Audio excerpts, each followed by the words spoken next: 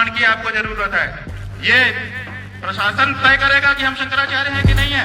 शंकराचार्य जी केवल एक व्यक्ति नहीं, बल्कि सनातन धर्म की जीवंत परंपरा और आध्यात्मिक चेतना के प्रतीक हैं। प्रयागराज जैसे तीर्थराज में जहां ज्ञान, तप और संस्कृति की त्रिवेणी बहती है, वहां शंकराचार्य जी के साथ इस प्रकार का व्यवहार ना तो हमारी सांस्कृतिक मर्यादाओं के अनुरूप है और ना ही सनातन मूल्यों के।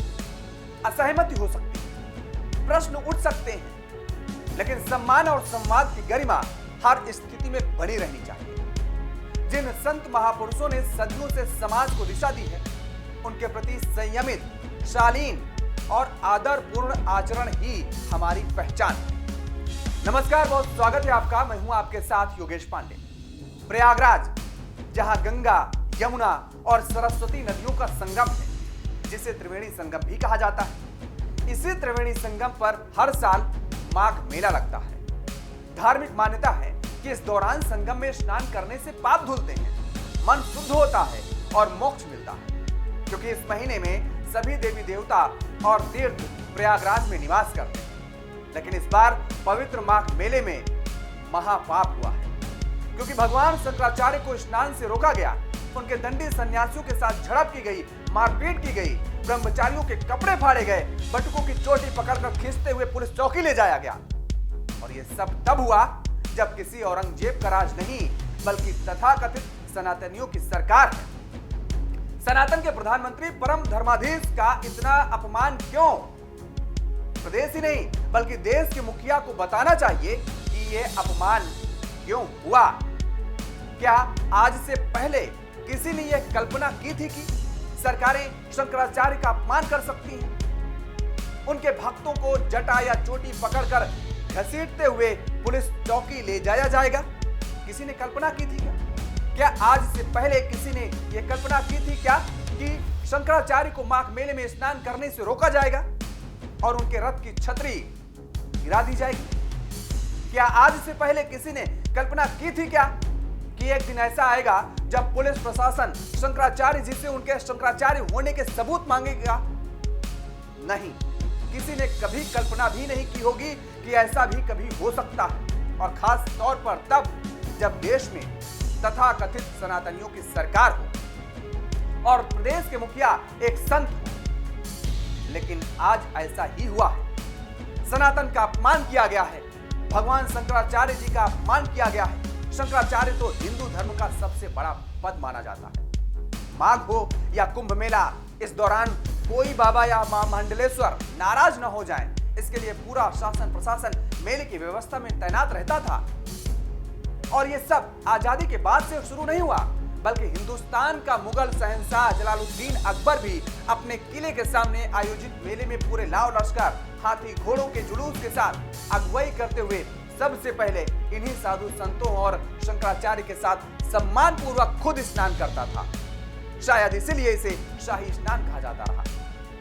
और आज वही साधु संत उसी अकबर के किले के सामने जटा खींचकर घसीटे जा रहे हैं, पीटे जा रहे हैं। शंकराचार्य अभिमुक्तेश्वरानंद दिन भर उपवास करते हुए धरने पर बैठे रहे। उन्हें मौनी अमावस्या के दिन भी स्नान करने जाने से रोका गया। और इतना ही नहीं, मेला प्रशासन ने उन्हें नोटिस जारी कर यह स्पष्टीकरण मांगा कि वे ज्योतिष पीठ के शंकराचार्य की उपाधि का दुरुपयोग कैसे कर रहे हैं। शंकराचार्य अभिमुक्तेश्वरानंद जी को 24 घंटों के अंदर स्पष्ट करने के निर्देश दिए गए प्रशासन की तरफ से। अब आप सोचिए, सनातन के लिए असल में खतरा कौन बन रहा है? कौन चाह रहा है कि सनातन के रक्षक उनके आगे नतमस्तक हों, और नहीं हुए तो उनका अपमान निश्चित है वैसा ही होगा जैसा अभिमुक्तेश्वरानंद जी के साथ हुआ। क्योंकि अब एक तस्वीर और देखिए, यह तस्वीर सतुआ बाबा की है। सतुआ बाबा माघ मेले में डिफेंडर और पोर्स से घूम सकते हैं, लेकिन शंकराचार्य बग्गी से स्नान करने नहीं जा सकते। शंकराचार्य जी को रात भर सर्दी में धरना देना पड़ा, वो गिरफ्तार होने तक के लिए तैयार थे। दूसरी तरफ कंप्यूटर बाबा जमीन पर लेटकर धरना देते नजर आए और उन्होंने कहा कि भाजपा की सरकार, भाजपा के राज में सनातन का अपमान हो रहा है, संतों का अपमान हो रहा है। जरा आप सुनिए। आज इस देश में हो क्या रहा है? सनातन का अपमान हो रहा है, संतों का अपमान हो रहा है, पूरी शंकराचार्यों का अपमान हो रहा है। आज माघ के महीना में प्रयागराज में संतों के साथ गलत व्यवहार किया जा रहा है। योगी की सरकार है और कहते हैं कि हम सनातनी हैं। ये क्या सनातन का, ये क्या अवसर है? मैं सरकार से, जनता से पूछना चाहता हूँ, क्या सरकार का कार्यक्रम है? यहाँ सरकार का माघ महीना है कि यहाँ संतों का माघ महीना है? इसलिए मेरा अनुरोध है सबसे कि आइए हम सब मिल करके और ऐसी सरकार का विरोध करें जो हमारे संतों का अनादर करे। आज हमारे साथ जो पूज्य शंकराचार्य जी के साथ जो व्यवहार हुआ है, इसका हम सब अपमान हम लोग सह नहीं करते और हम इसका विरोध करते हैं। स्वामी अभिमुक्तेश्वरानंद सरस्वती जी ने स्पष्ट शब्दों में कहा कि प्रशासन शंकराचार्य नहीं तय करता। शंकराचार्य वो है जिसे बाकी 3 पीठ के शंकराचार्य मान्यता दे। 3 में 2 पीठ के शंकराचार्य हमको शंकराचार्य कहते हैं। पिछले माघ मेला में हमको साथ लेकर स्नान कर चुके हैं। एक ने हमें मौन स्वीकृति दी है। ऐसे में यह विषय है ही नहीं। शंकराचार्य ने मौनी अमावस्या महास्नान पर्व के मौके पर दुर्व्यवहार का मुद्दा भी उठाया।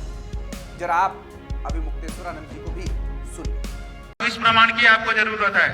ये प्रशासन तय करेगा कि हम शंकराचार्य हैं कि नहीं है।